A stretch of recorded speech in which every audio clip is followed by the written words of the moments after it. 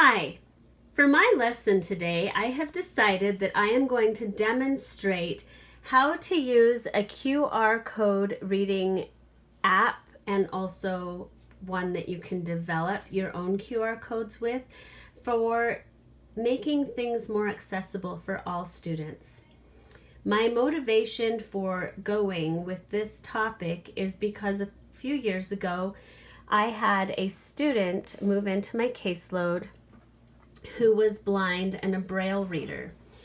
I had some other students who were very low in their reading and writing proficiency, and I also had one little guy who also was a dual language learner.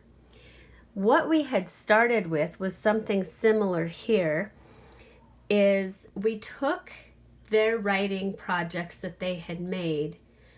We attached a QR code to them off of a free application to do it, and we ended up taking the product, and the students compiled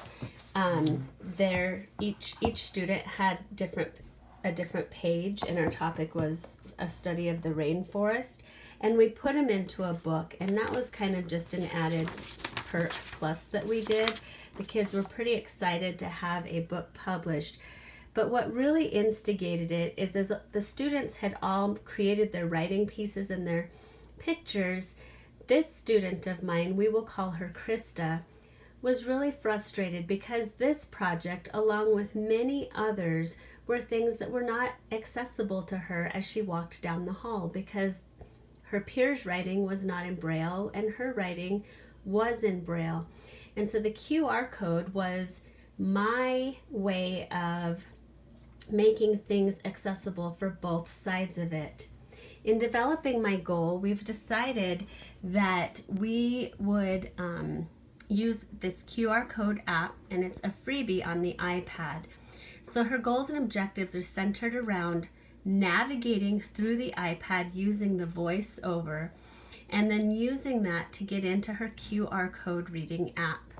What I'm going to demonstrate right now is how to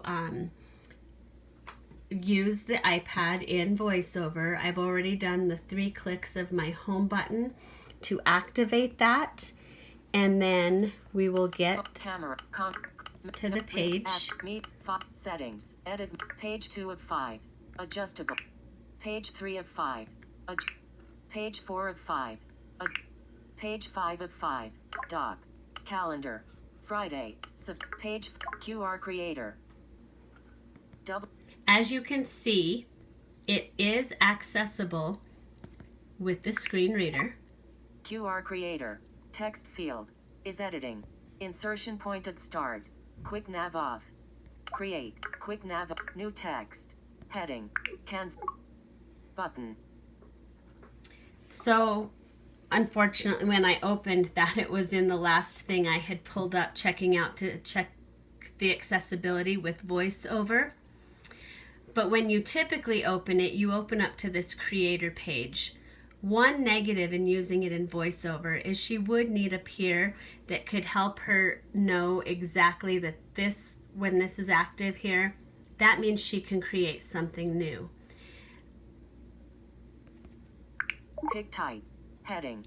By double clicking when she's on that select or that plus sign, if I go in here, you can see that now she can select whether she is going to connect a website to her QR code that she creates, a phone number, a text that we can create within the app, a geolocation, an email address, a contact versus me card, a contact versus V card, or a message.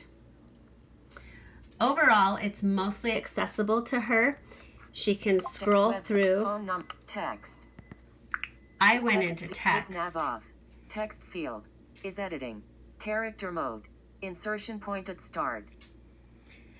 I'm going to type a quick sentence. It will be slow because it's one-handed to show that it does read what is typed. Then. Cap I. Space. Capital I. W I. L. Space. Will. So you can see as she adds the text, it reads to her so that she can be checking to know what she is typing. And then using the app, you can connect again back to your code. And what we had done is when Krista was walking down the hall, she was able to now quickly and easily access, using a student iPad, other students' work using a QR code. And it was just as exciting for the other students because they could read her Braille work that was also on display in the halls.